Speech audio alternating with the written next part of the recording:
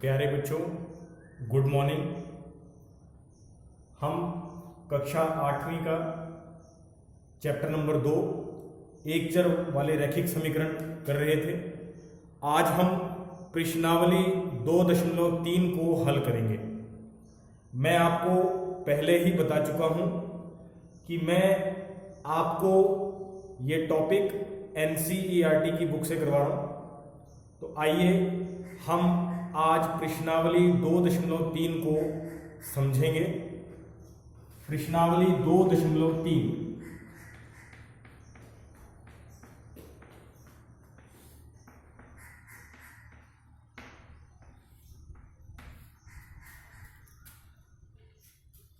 इसमें आपको पहला सवाल दिया हुआ है।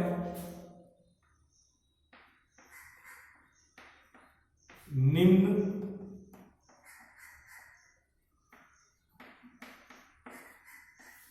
समीकरणों को हल करें। इसका पहला भाग, समीकरण दी हुई है हमें 3x बराबर 2x जमा 18। हमने इस समीकरण को हल करना है। मैं आपको पहले ही बता चुका हूं, समीकरण को हल करने का मतलब उसमें चर का मान ज्ञात करना है। और यहां चर का काम कौन कर रहा है? x। यहां आप एक बात और नोट करेंगे, आपके पास यहां पर चर 3x भी है और 2x। तो इस प्रकार की समीकरण जिसमें आपको दो चर दे रखे हैं, दो चर से मतलब एक 2x के रूप में और एक 3x के रूप में, तो हम कैसे हल करेंगे?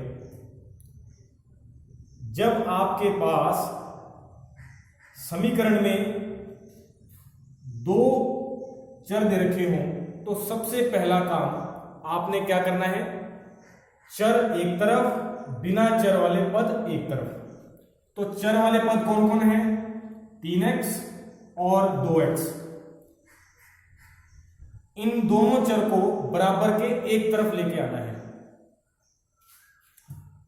अब बराबर की एक तरफ लेके आने का मतलब, अगर मैं आपसे पूछूं तो आप कहेंगे कि इस 2x को इधर की तरफ ले जाते हैं, जिससे ये दोनों चर बराबर के इस तरफ हो जाएंगे। तो आपकी बात बिल्कुल ठीक है। जरा यहां ध्यान देने की बात यह है कि यहां पर कौन सा x बड़ा है?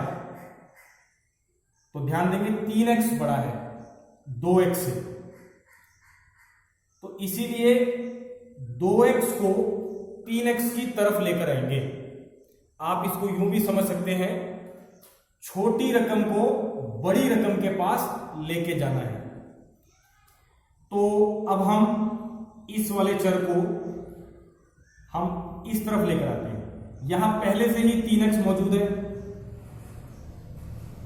जब भी किसी चर को बराबर के एक तरफ से दूसरी तरफ लेके आते हैं तो उसके चिन्ह बदल जाते हैं। हमारे पास इसका चिन्ह क्या है? तो इसके आगे देखिए कोई निशान नहीं है, यानी हम क्या लेंगे? प्लस। इसका मतलब 2x का चिन्ह क्या है? प्लस। जब ये बराबर के इस तरफ आएगा तो इसका चिन्ह हो जाएगा -2x। उसके बाद बराबर, और इधर क्या रह गया? जमा के 18। तो हम 18 लिखेंगे। शुरुआत में जमा दिखाने की जरूरत नहीं है, क्योंकि आपको मालूम है कि अगर इसके आगे कोई चिन्ह नहीं है तो ये अपने आप माना जाएगा कि ये संख्या प्लस में है। अब आपने देखा, हमने चर वाले पद एक तरफ कर दिए और बिना चर वाले पद दूसरी तरफ। अब जरा यहां ध्यान करें, आप इन दोनों पद को गौर से देखें। पहला पद 3x, दूसरा पद 2x। इन दोनों पदों में एक खास बात क्या है, दोनों में एक जैसे चर है, इसमें भी x और इसमें भी x। जब दो पदों में एक जैसे चर होते हैं तो उन्हें समान पद कहते हैं। ये दोनों ही आपके समान पद हैं।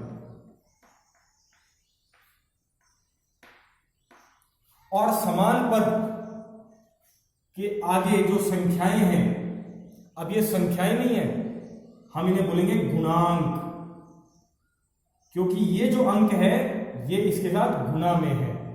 आपको ये भी अच्छे से मालूम है कि एक चर और एक संख्या के बीच में कोई निशान नहीं है तो हम गुणा का निशान मानते हैं। इसका मतलब ये जो अंक है ये गुणा में है और इसीलिए इसका नाम अब क्या पड़ गया, गुणांक।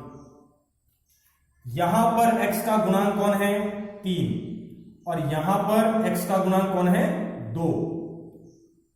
इस प्रकार हमें पता चला कि ये दोनों पद 3x और 2x समान पद है। क्यों है, क्योंकि दोनों में एक जैसे चर है, और अगर एक जैसे चर हैं तो इनके गुणांक हल हो सकते हैं, मतलब ये जुड़ या घट सकते हैं। वो हमें देखना होगा कि ये जुड़ेंगे या घटेंगे। तो ध्यान करें, इस पद का चिन्ह क्या है, जमा, और इसका क्या है, माइनस। प्लस माइनस माइनस होता है, इसका मतलब घटाना है। या आप इसको इस प्रकार भी समझ सकते हैं, अगर दो पदों के चिन्ह अलग अलग हैं, एक का प्लस एक का माइनस, तो हम घटाते हैं।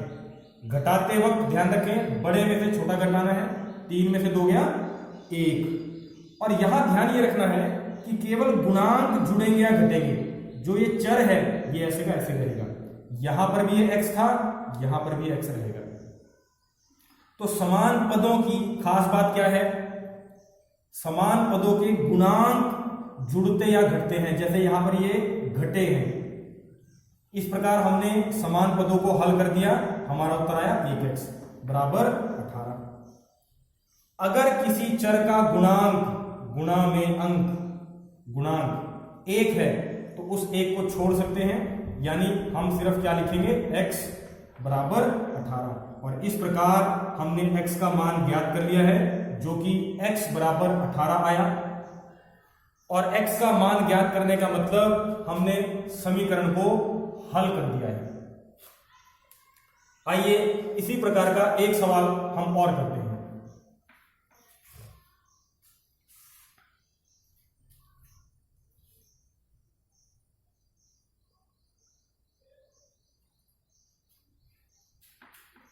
पांच टी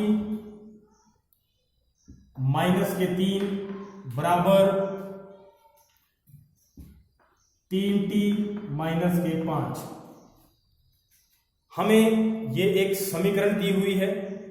मैं आप बच्चों को एक बार फिर याद दिला दूं, समीकरण कौन होता है, जिसमें नंबर 1 बराबर का निशान हो, बराबर के दोनों तरफ कोई ना कोई राशि हो, और नंबर 3 कम से कम एक चर जरूर मौजूद हो।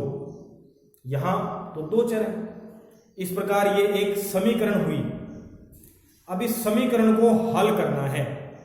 इस समीकरण को हल करने का मतलब इसमें जो चर हैं उनका मान ज्ञात करना है। तो सबसे पहले हम चर वाले पद जो हैं उन्हें एक तरफ करेंगे और बिना चर वाले पद दूसरी तरफ करेंगे। तो चलिए, हमने क्या तय किया कि जो चर वाले पद हैं उसे हम बराबर के इस तरफ लेकर आएंगे। तो यहां पर पहले से ही 5t मौजूद है, ये ऐसे कैसे ही रहेगा। अब 3t को हम बराबर के इस तरफ लेकर आएंगे। तो 3t का चिन्ह क्या है, प्लस, इधर आकर माइनस 3t, और बराबर का निशान लगा दिया। जैसे ही ये 3t बराबर के इस तरफ आया, इसके स्थान पर -5 आ जाएगा। -5 ऐसे का ऐसा ही रहा, मतलब ना तो ये संख्या बदली, ना इसका चिन्ह बदला, और बदलेगा भी नहीं, क्योंकि हमने इन पदों को बराबर के एक तरफ से दूसरी तरफ लेकर नहीं गए। हम क्या करेंगे, जब ये पद बराबर के दूसरी तरफ चला गया तो ये जगह खाली हो गई, ये पहला स्थान खाली हो गया। तो इसके लिए हम क्या करेंगे, हम दूसरे पद को इसकी जगह पर रख देंगे। ध्यान रहे, जब किसी पद को स्थान बदलते हैं यानी दूसरे से पहले स्थान पर आ गया तो उसके चिन्हों पर कोई परिवर्तन नहीं होता। हाँ, अगर ये पद बराबर के उस तरफ जाएगा तो इसके चिन्हों पर फर्क पड़ेगा। मतलब अगर वो संख्या प्लस में है तो माइनस में हो जाएगी और अगर वो माइनस में है तो प्लस में। अब ये -3 बिना चर वाला पद है, इसको उधर लेके जाना है तो ये उधर जाएगी -5 के पीछे और ये -3 उधर जाकर +3 हो जाएगा। आपको मालूम है, जब भी कोई पद बराबर के एक तरफ से दूसरी तरफ जाता है तो उसके चिन्ह बदल जाते हैं। आपने ध्यान दिया, आप बच्चों ने ध्यान दिया, हमने चर वाले पद एक तरफ कर दिए और बिना चर वाले दूसरी तरफ। इन्हें कैसे किया, आइए एक बार जल्दी से इसको समझते हैं। चर वाले पदों को एक तरफ करना है, इसके लिए 5t ऐसे कैसे ही रहेगा, 3t प्लस का था इधर आकर -3t हो जाएगा, बराबर ऐसे कैसे ही, ये -5 सरक कर पहले स्थान पे आ जाएगा और ये -3 उधर जाकर +3 हो जाएगा। इस प्रकार हमने चर वाले पद एक तरफ और बिना चर वाले पद दूसरी तरफ कर दिए। अब इन्हें हल करते हैं।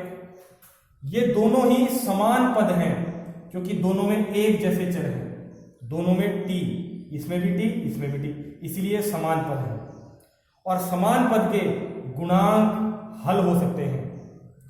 यहां पर ध्यान दें, इसका चिन्ह जमा है और इसका घटा, अलग अलग चिन्ह है। जब दो संख्याओं के चिन्ह अलग अलग होते हैं तो उन्हें घटाते हैं, या इसे ऐसे भी समझ सकते हैं प्लस माइनस माइनस यानी घटाना है तो घटाइए, 5 में से 3 गया 2, t यानी चर ऐसे का ऐसा। मैं फिर याद करा दूं, चर जैसा था वैसा ही रहेगा, सिर्फ उसके गुणांक हल होते हैं।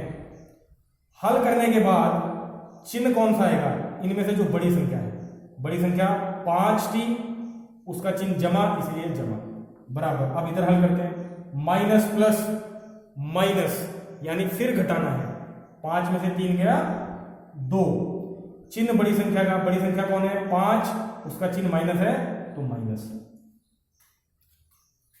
अब जिसका मान याद करना है वो पॉजिटिव होना चाहिए, पॉजिटिव है। अगर वो बटे में है तो वो ऊपर होना चाहिए यानी अंश में, लेकिन यहां हमारा चर बटे में नहीं है इसीलिए दूसरी शर्त की हमें जरूरत नहीं है। तीसरी शर्त, वो अकेला होना चाहिए, तो हमारा चर अकेला नहीं है, अभी उसके साथ 2 गुणा में है। तो जब इस 2 को उधर लेके जाएंगे तो ध्यान दें, अगर कोई यहां गुणा में है तो उधर भाग में या कहें बटे में।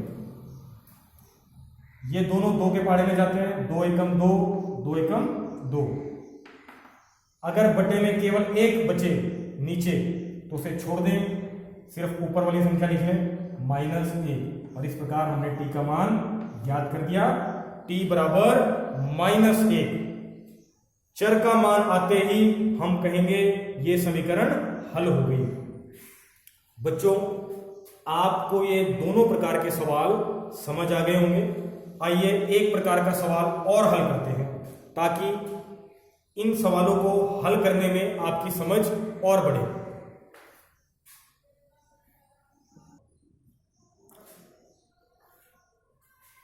अब हम जो समीकरण हल करने वाले हैं वो है 2x बटे 3 जमा 1 बराबर 7x बटे 15 जमा 3।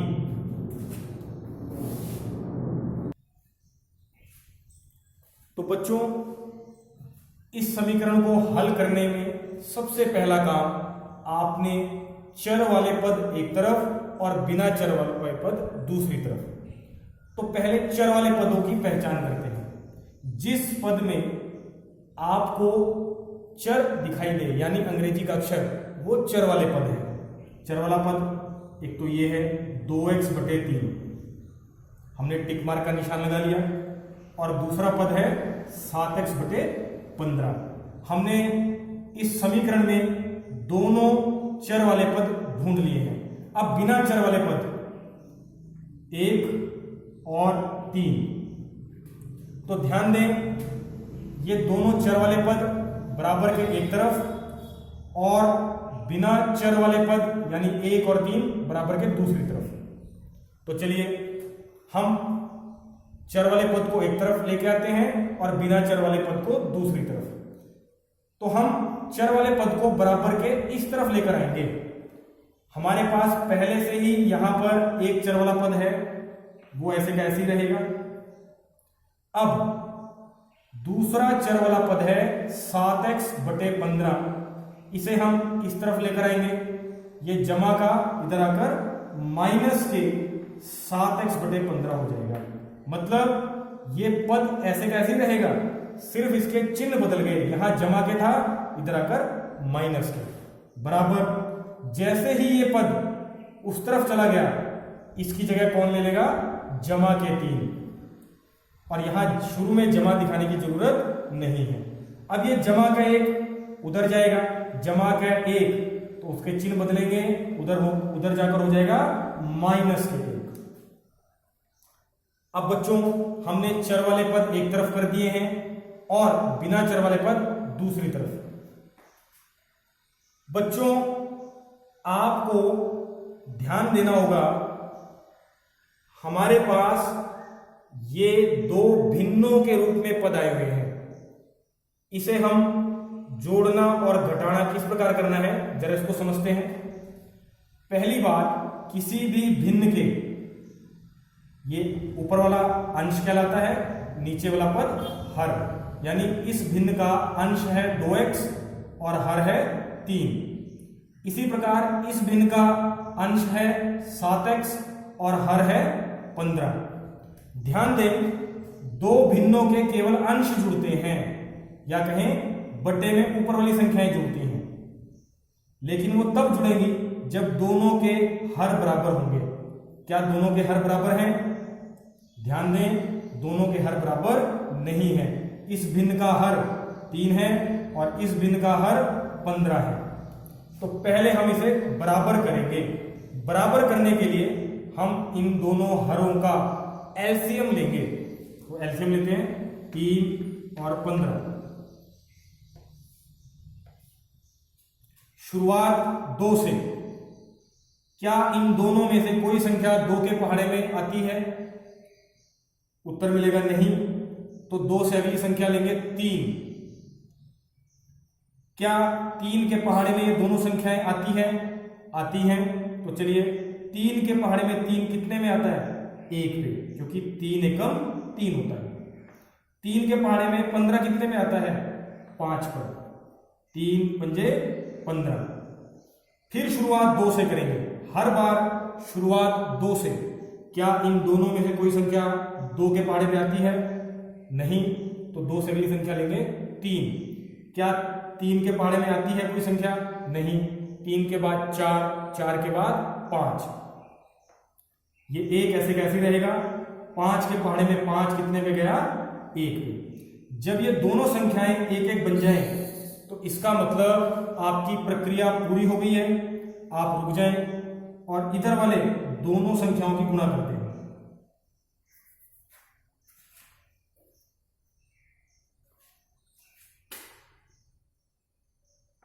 3 गुणा 5, 3 गुणा 5, 3 गुणा 5, 3 पंजे 15।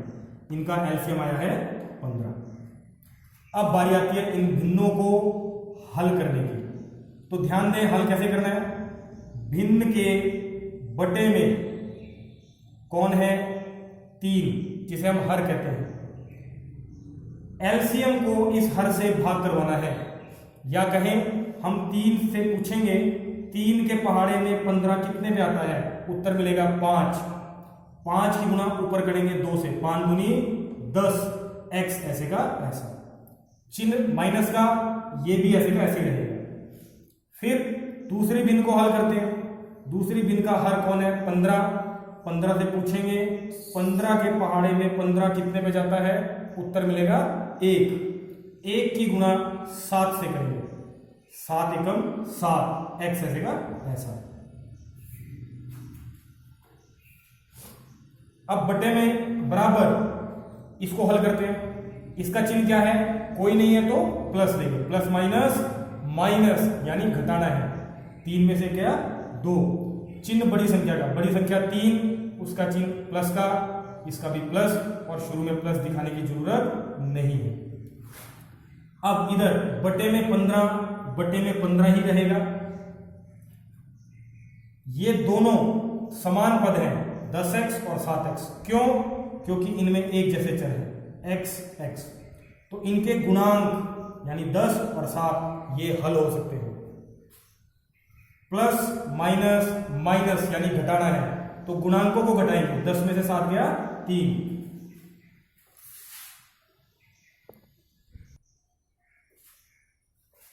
x ऐसे का ऐसा बराबर 2 ऐसे का ऐसा। अब हम इसे यहां हल करते हैं।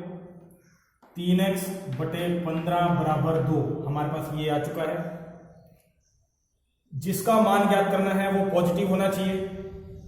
पॉजिटिव है बिल्कुल, इसके आगे कोई चिन्ह नहीं है, यानी प्लस का चिन्ह माना जाएगा, और प्लस का मतलब ही पॉजिटिव है। दूसरी बात, ये चर बटे में है और बटे में ऊपर है, बिल्कुल ये दूसरी शर्त पूरी। तीसरी शर्त, अकेला अकेला नहीं है, 3 गुना में है और 15 भाग में है या बटे में है। तो चलिए हल करते हैं। 3x बराबर 2, ये 15 इधर भाग में है, उधर जाकर गुणा में। 15 दूनी 30। अभी भी हमारा x अकेला नहीं है, 3 गुना में है, ये 3 इधर गुणा में है, इधर आकर भाग में। 3 के पाड़े में दोनों चले जाएंगे, 3 एकम 3, 3 दाया 30। x बराबर बटे में 1, नीचे 1 आ रहा है, छोड़ दें, सिर्फ क्या लिखेंगे? 10। इस प्रकार x का मान हमारा आ गया है 10। x का मान निकलते ही ये समीकरण हल हो जाएगी। तो बच्चों, मैं उम्मीद करता हूं इस प्रकार का सवाल भी आपको समझ आ गया होगा। आइए अब इसी प्रकार के कुछ सवाल आपने खुद हल करने हैं। मैं आपको हल करने के लिए कुछ सवाल दे रहा हूं।